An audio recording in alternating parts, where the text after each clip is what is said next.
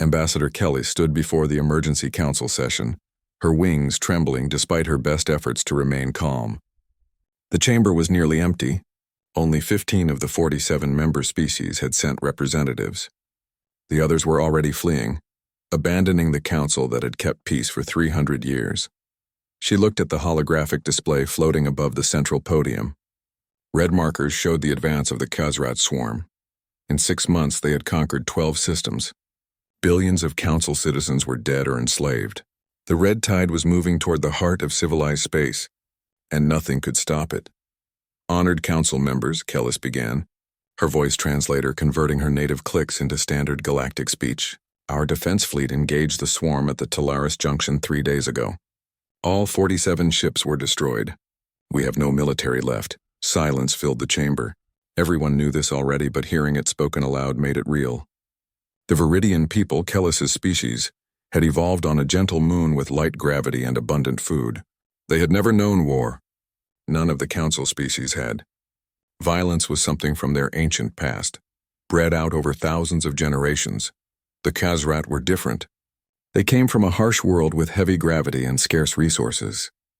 They had learned to fight, to kill, to take what they needed. To them, the council species were prey animals waiting to be harvested. Their warriors stood twice as tall as most council species and could crush bone with their bare hands. Counselor Viraan rose from her seat. The crystalline being's body refracted light in rainbow patterns, but her usual glow was dim. We must discuss the archive, she said quietly. Murmurs spread through the chamber. The archive was forbidden. It contained records of the council's darkest moments, mistakes that were never to be repeated. 400 years ago, Viraan continued, we encountered a species we classified as unsuitable for contact. We marked their system as a permanent quarantine zone and forbade all travel there. We did this because we were afraid. Kelly's felt her hearts beat faster. She had heard rumors of the archive, but few had ever accessed it. Viraan activated a new hologram. It showed a small blue and green planet orbiting a yellow star. This is Earth. The species there calls themselves humans. Our ancestors met them once and fled in terror. The hologram changed to show a bipedal creature. It stood upright on 2 legs with 2 arms and a head topped with fur. Its eyes faced forward like a predator's. Kelly's felt an instinctive shiver of fear just looking at the image. They came from what our scientists classified as a Class 12 death world, Viraan explained. The gravity is 1 standard G, crushing by our standards. The planet has extreme temperature variations, violent weather, tectonic instability, and thousands of predator species. The humans evolved as apex hunters. They can run for hours without stopping, track prey across vast distances, and they have an incredibly high tolerance for pain and injury. Another council member, Ambassador Thalis, spoke up. His people were small and peaceful, living in vast underwater cities. Why are you telling us about these monsters? How does this help us? Viraan's glow brightened slightly. Because monsters are what we need. The Khazrat have beaten us because we cannot fight. We do not have the biology for it, and we do not have the cultural knowledge. But the humans, the contact team's report said they had thousands of years of continuous warfare in their history. They had weapons we could not even understand. They spoke casually about military tactics and battle strategies. You want to invite Deathworlders into council space? Tholis's voice was sharp with panic. They will be worse than the Khazrat. Will they? Viraan challenged. The contact report also noted that the humans were polite, curious, and respectful. They did not attack our ship. They did not make threats. They offered to share food and knowledge. We were the ones who ran away in fear. Kelly studied the human image more carefully. Yes, it looked frightening. But Viraan was right. The contact report, which Kellis had now read a dozen times, described the humans as friendly despite their terrifying appearance. The contact team had been invited aboard the human ship. The humans had shown them pictures of their families, their cities, their art. They had laughed and told jokes. They were people, not monsters, but people who could fight. People who had survived on a world that would kill any council species within days. What do we have to offer them? Asked another council member. We have no weapons. No military technology. Why would they help us?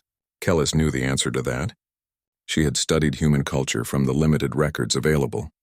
We offer them what they have always wanted. A place in the galaxy. We rejected them 400 years ago. We made them feel like monsters. If we ask for their help now, if we welcome them as equals, we give them something more valuable than weapons or technology. We give them acceptance. The debate went on for hours. Some argued that contacting the humans was suicide. Others pointed out that extinction was already certain if they did nothing. The Krizrat would not stop. They had made that clear with every world they destroyed. Finally, the vote was called. By a narrow margin, the Council authorized contact with Earth. They would send a diplomatic vessel with a simple message: help us, and join us as the 48th member of the Galactic Council. Kellis volunteered to carry the message. She was an experienced diplomat, and she had studied the human records more than anyone else. She understood, or at least she thought she did, what humans were. The other council members looked at her with a mixture of pity and respect. Everyone knew this might be a one-way journey. The humans might capture her. They might dissect her to learn about council biology. They might use her ship's navigation data to find and conquer council worlds. Or they might simply refuse to help and send her home with nothing. But Kellis believed in the contact report. The humans who had met the council team 400 years ago had been curious and kind. Perhaps they still were. Perhaps they would help. 2 weeks later, Kellis sat alone in her small ship as it approached the boundary of the quarantine zone. Her crew had refused to come with her. She did not blame them. She was terrified too. The ship's computer began detecting activity as she entered the Sol system. Lots of activity. The sensors showed structures orbiting multiple planets, ships moving between them, and energy signatures everywhere. In 400 years, the humans had built a thriving civilization in their home system. Then her proximity alarm screamed. 6 ships had appeared around her, seemingly out of nowhere. They were small and angular, covered in armor plating. Weapons ports lined their hulls. Each one could probably destroy her ship with a single shot. A communication request flashed on her screen. Kellis accepted it with shaking hands. A human face appeared. It had short dark fur on its head and forward-facing brown eyes that focused on her with startling intensity. When it spoke, the translator rendered its words in Galactic Standard. Unknown vessel, you have entered United Earth territory. State your identity and purpose. Kellis took a deep breath. Her wings settled against her back. My name is Ambassador Kellis of the Galactic Council. I come with a diplomatic request. She paused, then added the words that might save or doom her entire civilization. We need your help, please. We are dying and we have nowhere else to turn. The human's expression changed. The intensity softened into something else. Concern, perhaps, or maybe just curiosity. Ambassador Kellis, the human said, welcome to the Sol system. Please follow our escort to Station Olympus. Fleet Admiral Chen will meet with you there. As the human ships guided her deeper into their territory, Kellis looked out at the bustling system around her. Humans had not just survived in their isolation. They had thrived. What had they been doing for 400 years while the Council pretended they did not exist?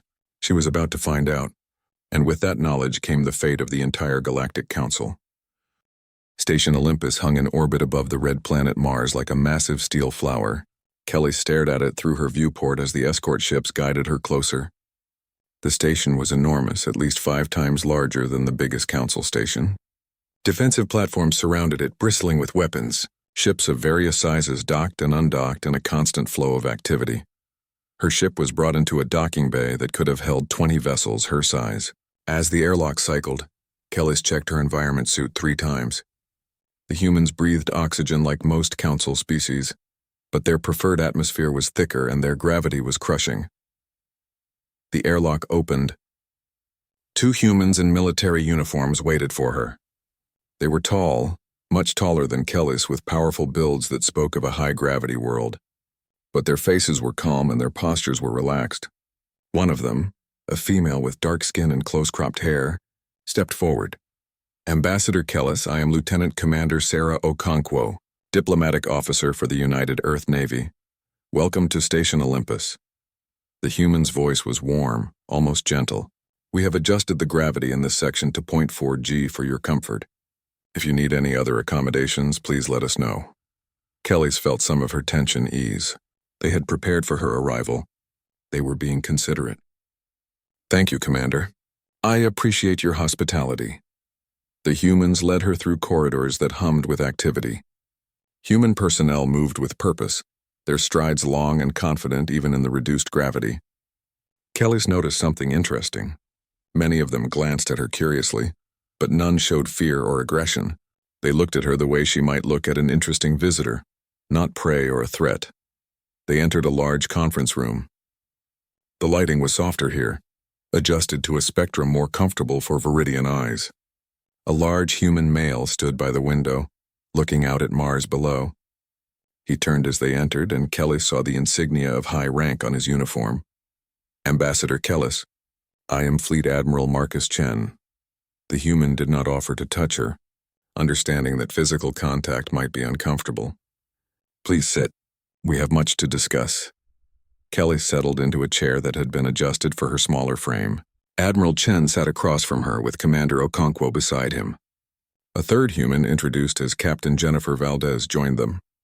She was younger than the others, with sharp features and eyes that seemed to miss nothing. I have reviewed the message you sent ahead, Admiral Chen said. Tell me everything. Kelly's told them about the Galactic Council, about 300 years of peace, about the gentle species who had forgotten how to fight. She told them about the Khazrat swarm, about the conquered worlds and the billions dead. She showed them tactical data, the few records that survived from the destroyed Council fleet. The humans listened in silence. Kellis watched their faces, trying to understand their reactions. Admiral Chen's expression grew grave. Commander Okonkwo looked sad, but Captain Valdez's face showed something else entirely. Her eyes grew sharp and focused, and she studied the tactical data with the intensity of a predator spotting prey. These Khazrat, Captain Valdez said quietly. What is their homeworld's gravity?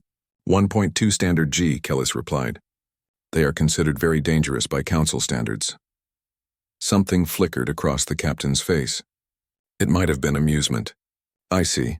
Admiral Chen pulled up more detailed scans of Khazrat ships and weapons.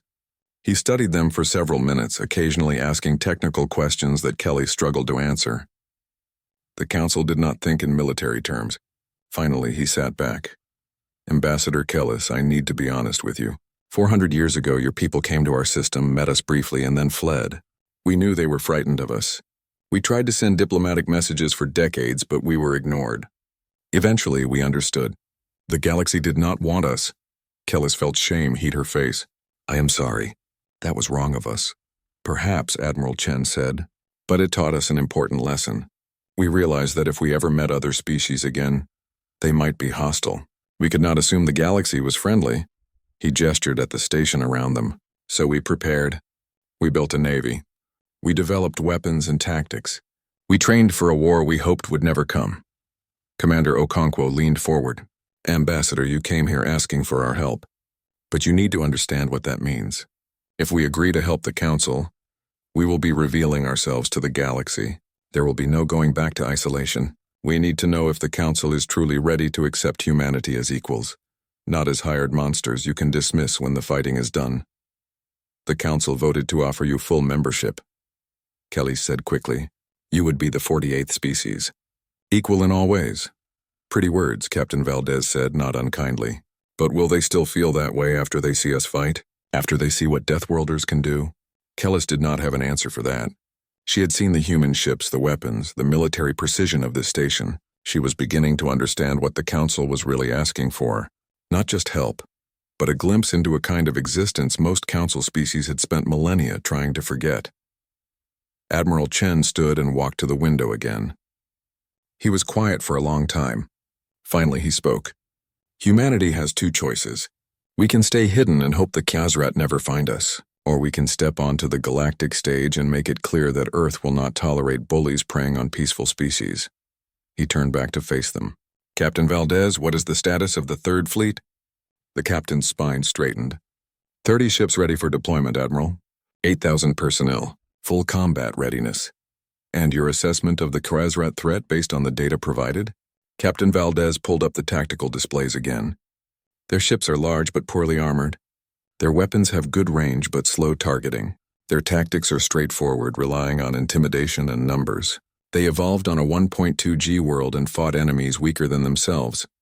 She paused. They have never fought anyone from a 1G world who actually knows how to wage war. I believe the Third Fleet could defeat a Khazrat force twice its size. Admiral Chen nodded slowly. Commander Okonkwo, your recommendation? The diplomatic officer chose her words carefully. If we refuse to help, we stay safe but alone.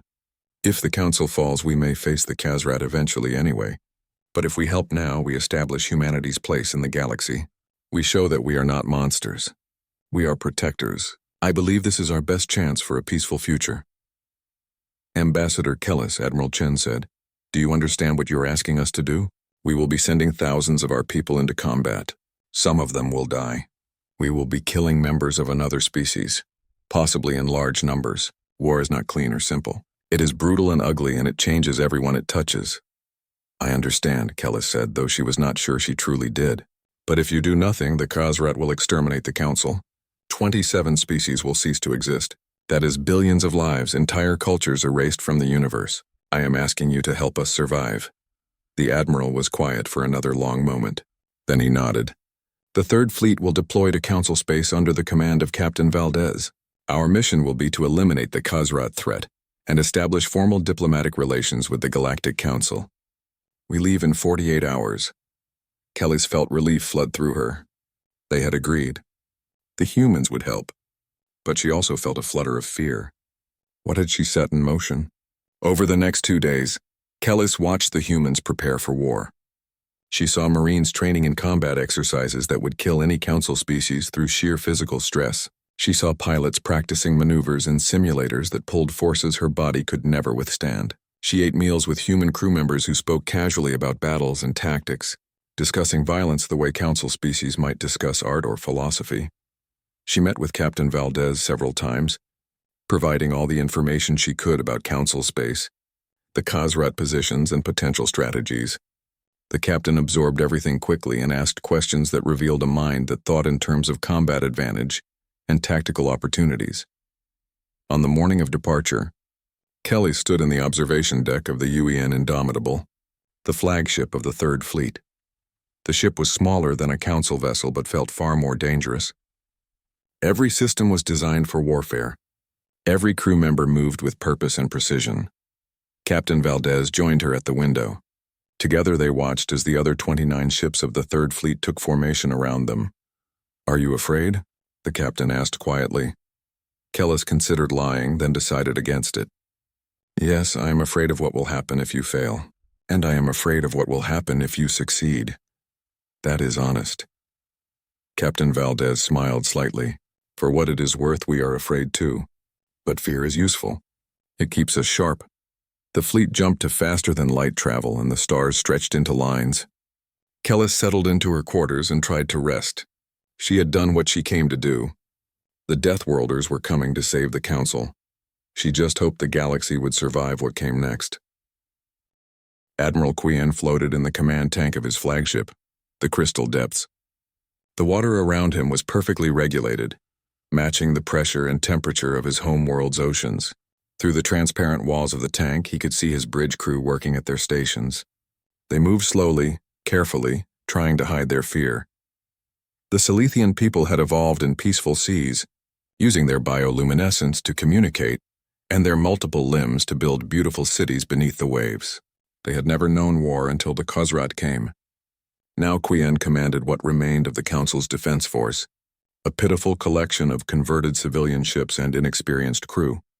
His sensor operator, a young Silithian named Terrace, suddenly pulsed bright yellow with excitement. "Admiral!"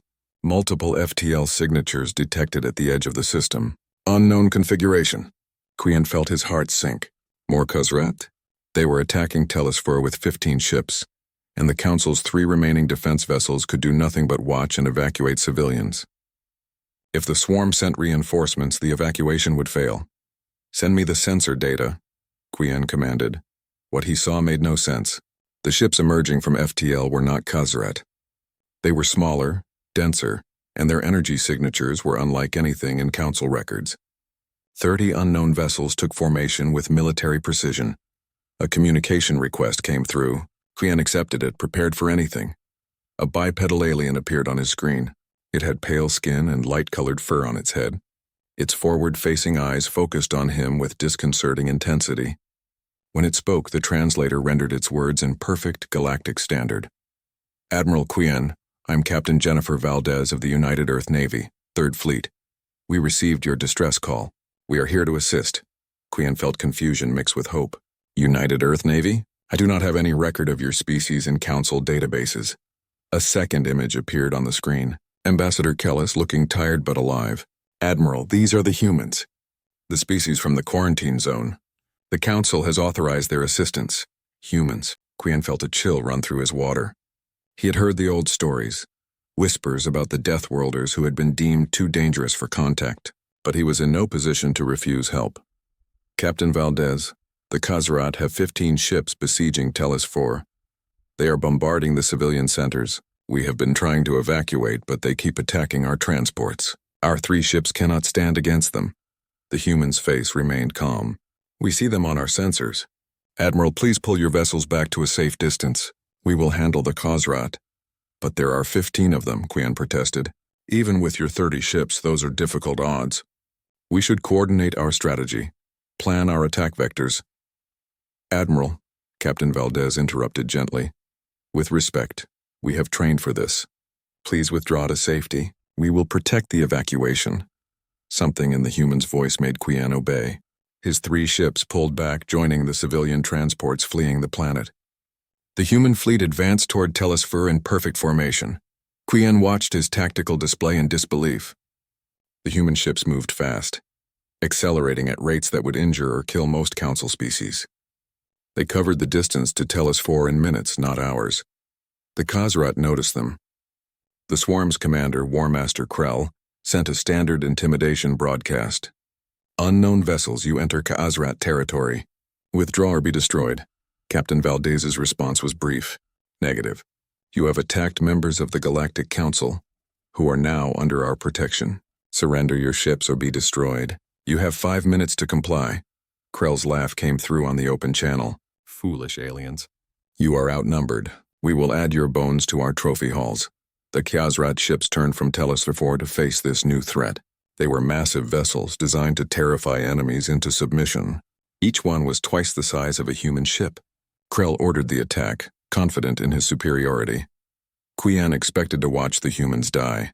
Instead, he witnessed something he could barely comprehend. The battle began at extreme range. The human ships opened fire with weapons Qian had never seen. Long metal rods launched at incredible speeds, crossing the distance in seconds. They struck Khazrat shields with devastating force. 2 swarm ships lost shield power immediately. Then the missiles came. Hundreds of them, small and fast, weaving through space with unnatural precision. The Khazrat point defense tried to stop them, but the missiles adapted, changing course mid-flight to avoid countermeasures. Explosions bloomed across Khazrat hulls. War Master Krell ordered his ships to close distance, to bring their heavy plasma weapons into range. The Khazrat vessels surged forward at what they considered attack speed. The human ships moved faster. They accelerated impossibly hard, pulling maneuvers that should have crushed their crews under gravitational force.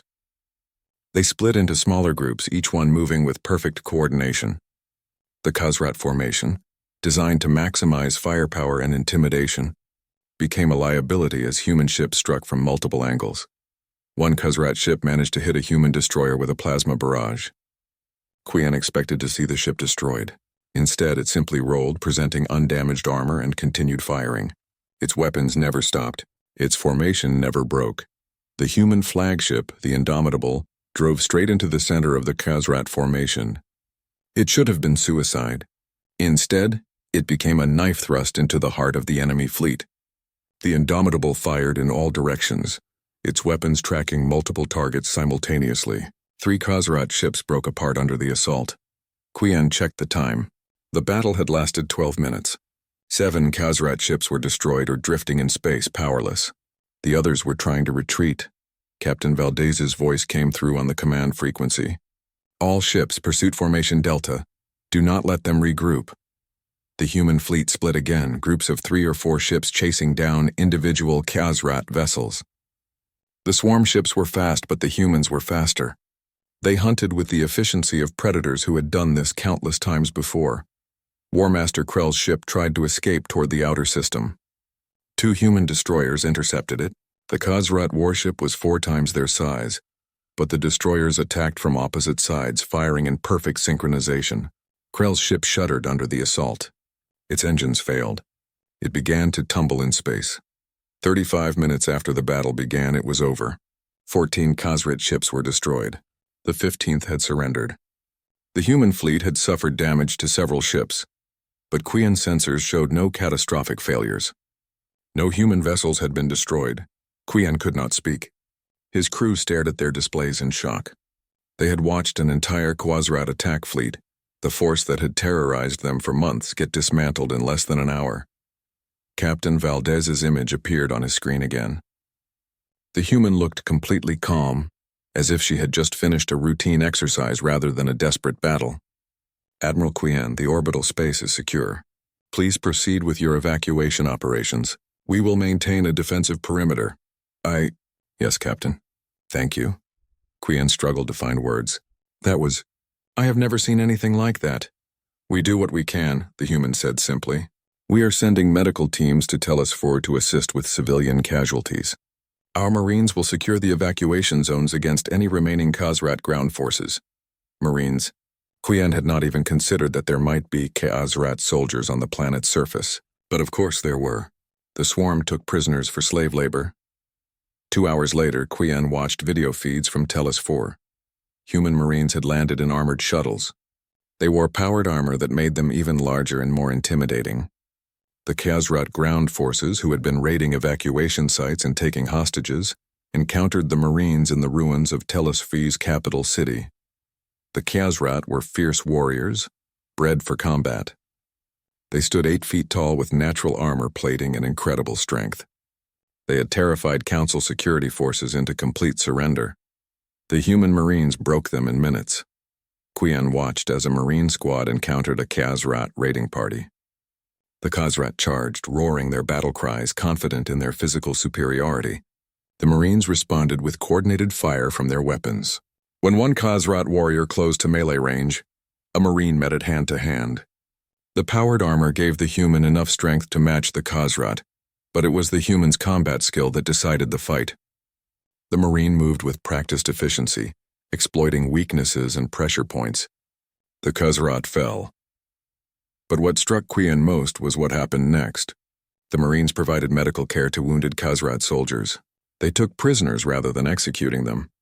When they encountered terrified Council civilians, the humans were gentle.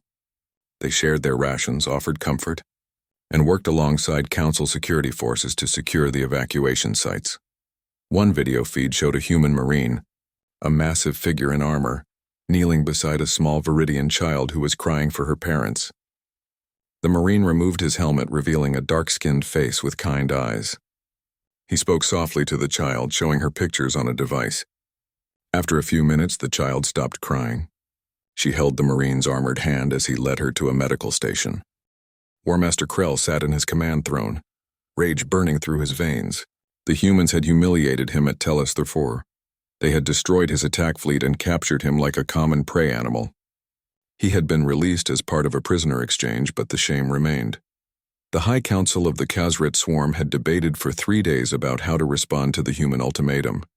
Some argued for caution, for studying these new enemies before committing more forces. But the majority, including Krell, demanded immediate retaliation. The Swarm did not accept warnings. The Swarm did not retreat. The Swarm conquered. Now Krell stood aboard the Emperor's Wrath, flagship of the Grand Fleet. Around him hung 80 warships, 1/3 of the entire Khazrat military. This was the largest battle fleet ever assembled by the Swarm. It would crush the human fleet and continue the harvest of Council worlds. The Grand Fleet's destination was the Nexus Point, a strategic system that served as the gateway to the Council's core worlds. Intelligence indicated the human fleet was holding position there, protecting a Council colony world with 4 billion civilians.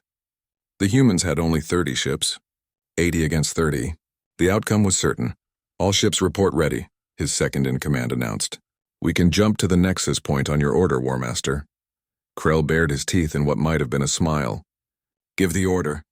The Swarm moves to feast. The Grand Fleet entered faster than light travel. 2 hours later, they emerged at the edge of the Nexus system. Krell studied the tactical display. The 30 human ships hung in space around the colony world, arranged in a defensive sphere. They were broadcasting a message on all frequencies. Final warning. Withdraw now, Krell laughed. Warnings from prey animals.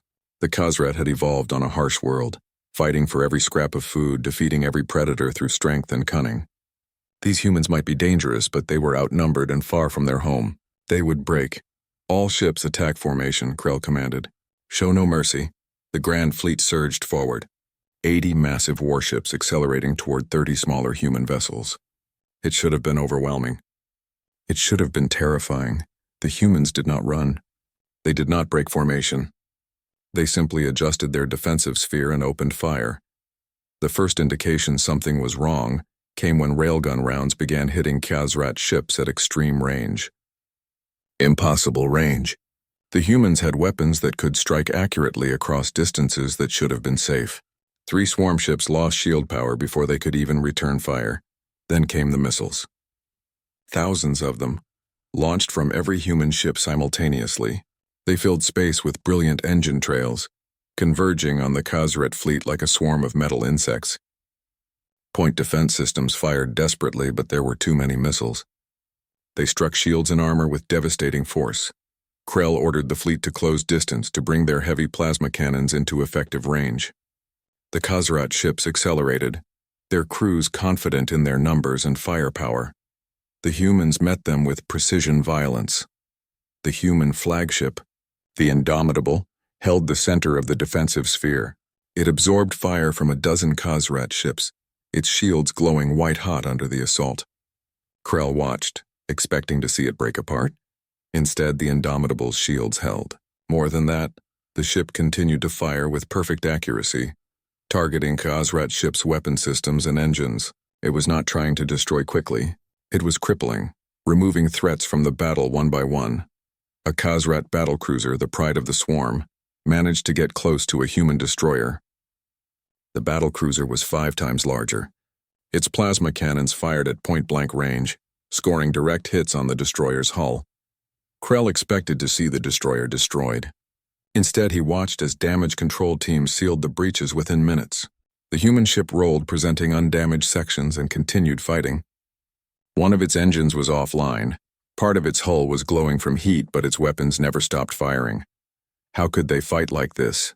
How could they take such damage and keep coming? The answer, Krell was beginning to realize, was that the humans came from a world that tried to kill them every day. They had evolved to survive, to fight through pain and injury, to keep going when any sane species would surrender. They were not tougher than the Khazrat in raw strength, but they were more resilient, more stubborn, more unwilling to quit. The battle raged for 2 hours. Krell watched his tactical display with growing horror as Khazrat ships fell one by one. The humans fought with perfect coordination, their ships moving in patterns that seemed choreographed. When one human vessel took heavy damage, others moved to cover it. When they found a weakness in the Khazrat formation, they exploited it ruthlessly.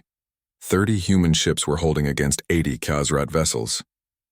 It should have been impossible, but the humans made it look easy. Then everything changed. New contacts appeared on Krell's sensors, but these were not warships. They were civilian vessels, council ships of all types, converted cargo haulers and transports, poorly armed and barely armored. But there were hundreds of them. Krell received a transmission from one of the council ships. A Viridian captain named Talvin spoke with surprising determination. For 300 years we have lived in peace. The humans taught us that peace must be protected. They fight for us. Now we fight with them. The council vessels threw themselves into the battle with desperate courage. They were not effective warships. Their weapons were improvised, their armor minimal. Many were destroyed quickly, but they provided screening support, rescued damaged human vessels, and created chaos in the Khazrat formation. A cargo hauler filled with industrial explosives rammed a Khazrat cruiser, both ships exploding in a ball of fire. A transport ship used its massive hull to shield a damaged human destroyer. Taking fire meant for the more valuable military vessel. Small council fighters swarmed larger Khazrat ships, harassing them with hit-and-run attacks. The council species were learning to fight, not with the skill of humans or the natural aggression of the Khazrat, but with the desperate courage of beings defending their homes and families. The UN Valiant, a human light cruiser, took a direct hit to its reactor. The ship lost main power and began to drift. 3 Khazrat ships moved in for the kill. A Silithian water hauler, the Deep Current, positioned itself between the Valiant and the attacking ships. Admiral Quien himself commanded the vessel. "You want them?" he broadcast. "You go through me first," the Khazrat ships fired. The Deep Current's shields collapsed in seconds.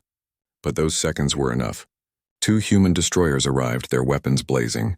They drove the Khazrat ships back, protecting both the Valiant and the Deep Current. Krell realized with sick certainty that he was going to lose.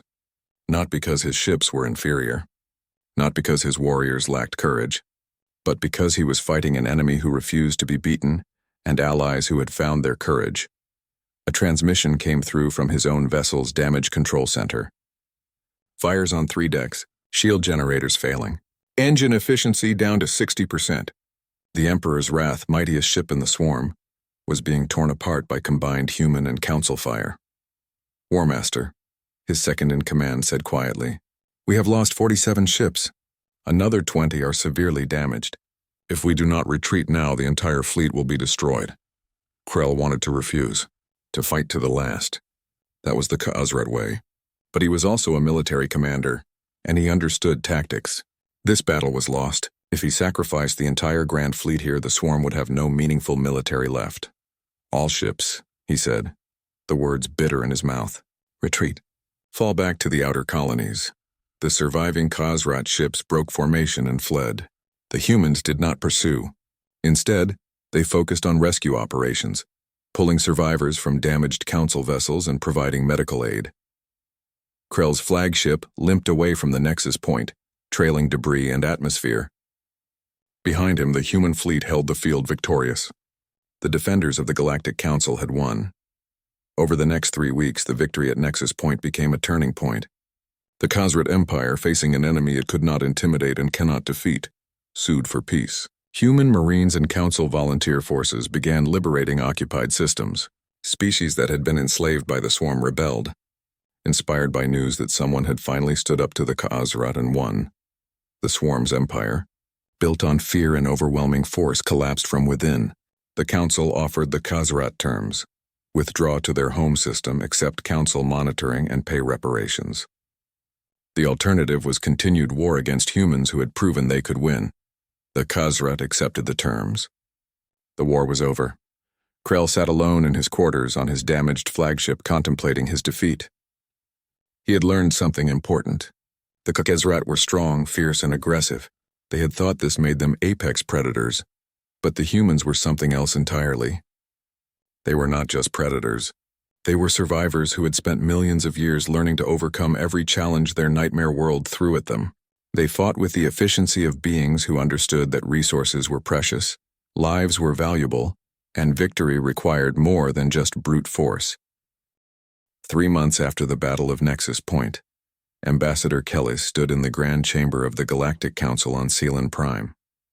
The chamber was full for the first time in a year. All 47 member species had sent their representatives. They had come to witness history. Beside Kelly stood Fleet Admiral Marcus Chen, Captain Jennifer Valdez, and Commander Sarah Okonkwo. The 3 humans wore their dress uniforms, dark blue with gold accents. They stood quietly, waiting as the council session began. Councillor Viran, who had first proposed contacting the humans, rose to speak. Her crystalline form glowed with emotion. "Honored council members, we gather today to vote on a proposal that will change the nature of our civilization forever. We propose to welcome humanity as the 48th member species of the Galactic Council, with full rights and responsibilities." The chamber erupted in discussion. Despite everything that had happened, despite the victory at Nexus Point and the liberation of occupied worlds, there was still fear. The Council species had seen what humans could do.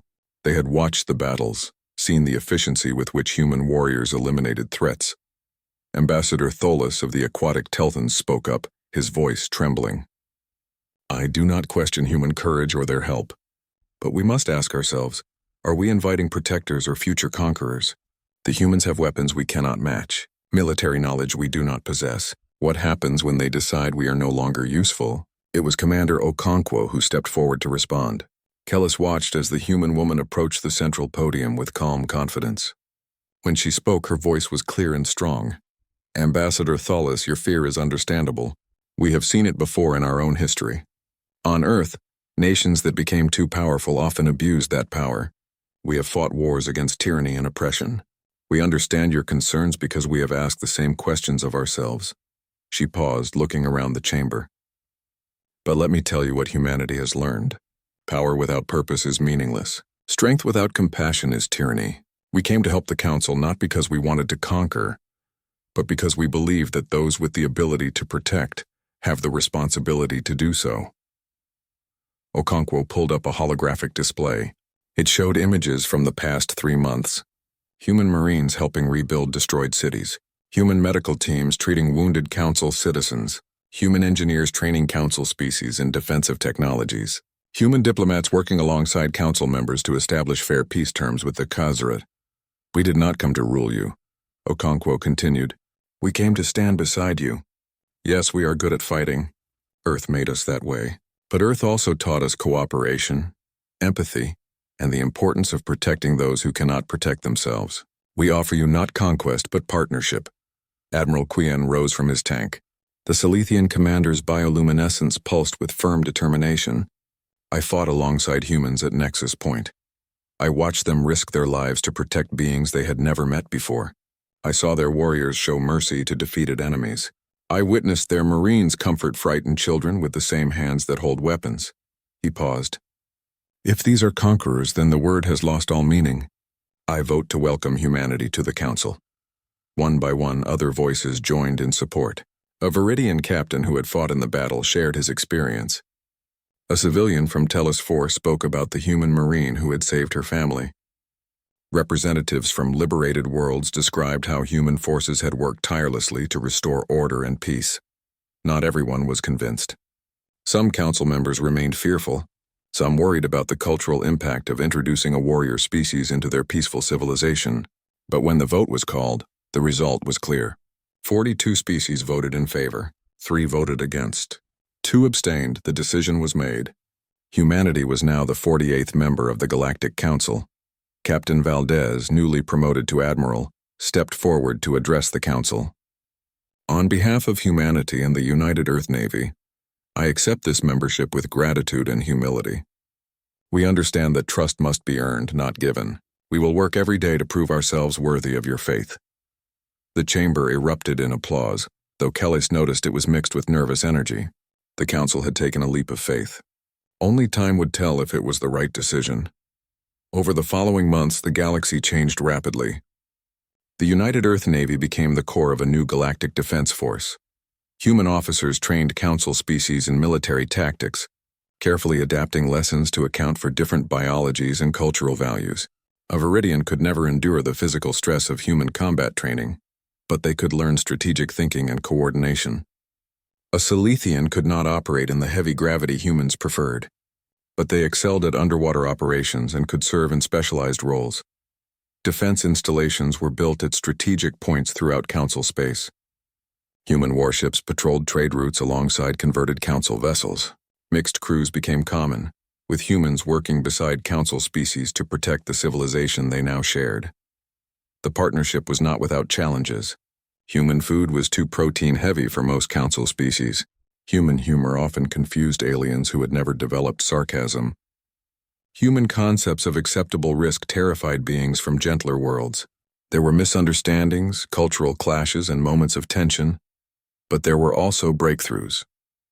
Human medical technology combined with Council biological knowledge led to treatments for diseases that had plagued both groups. Human engineering improved Council ship designs while Council scientists helped humans develop more efficient power systems. Human music and art fascinated Council citizens, while humans found beauty in the crystalline sculptures of Vera Ann's people and the bioluminescent poetry of the Silithians. Kellis found herself serving as Earth's primary liaison to the Council. Splitting her time between the Council homeworld and Earth itself, she had developed an unexpected friendship with Commander Okonkwo, who was now Ambassador Okonkwo. Together, they navigated the complex process of integrating 2 very different civilizations. One evening, Kellis sat with Okonkwo in a garden on Earth. The gravity was difficult for her, even in her support suit. but she had insisted on experiencing the human homeworld properly. Around them, Earth's sun set in brilliant colors. Native birds sang from trees. The air carried scents of growing things. "This is a death world," Kellis asked quietly. "It is beautiful." "Beauty and danger often coexist," Okonkwo replied. "Earth can kill you in 100 different ways. Extreme weather, predators, diseases, natural disasters. But it is also home. It made us what we are." "The council members are still afraid of you sometimes," Kellis admitted. "They see human warriors and remember their power." "Fear is natural," Okonkwo said. "But fear can be overcome with understanding. We just need time." 6 months after humanity joined the council, the first joint colony was established on a frontier world called New Haven. The planet had moderate gravity and climate, suitable for multiple species. Human families settled there alongside Viridian, Silithian, and other council species. Children of different species played together in mixed schools. Engineers from multiple worlds worked side by side. Kellis visited New Haven and watched a human child teaching a young Viridian how to kick a ball. The human showed patience, adjusting the game to account for the Viridian's lighter build and different leg structure. When the Viridian successfully kicked the ball, both children celebrated together. In that moment, Kellis understood that the future would be okay. The galaxy had not just gained warriors, it had gained friends, teachers, and partners. Humanity had proven they were not monsters. They were people, complex and flawed and trying their best. Admiral Valdez stood in the command center of the new Joint Defense Station orbiting New Haven. Her crew was mixed now, with council officers serving in key positions. They had learned to work together, to trust each other, to combine human tactical skill with council creativity and innovation. She looked at the tactical display showing the borders of council space. Beyond those borders lay unknown regions, possibly hostile civilizations and new challenges. But for the first time in centuries, the council faced the future with confidence, because they were not alone anymore. The Deathworlders stood with them. A communication came through from a patrol on the outer rim. A Viridian officer named Salrus, who had trained under human instructors, reported a suspicious contact at the edge of sensor range. "Admiral, we have an unknown vessel approaching council space. Configuration does not match any known species." Valdez felt the old familiar alertness settle over her. "All ships, yellow alert. Establish contact protocols. Let us see if they are friendly." Beside her, Admiral Quien in his command tank pulsed with calm blue light. "Shall we hail them together, Admiral? Show them that the council is united?" Valdez smiled. "Together. Always together now." The message went out to the unknown ship, broadcast in multiple languages. "This is the Galactic Council Defense Force. You are entering protected space. Please identify yourself and state your intentions. We come in peace, but we stand ready to defend our people." As they waited for a response, Valdez reflected on how far they had come.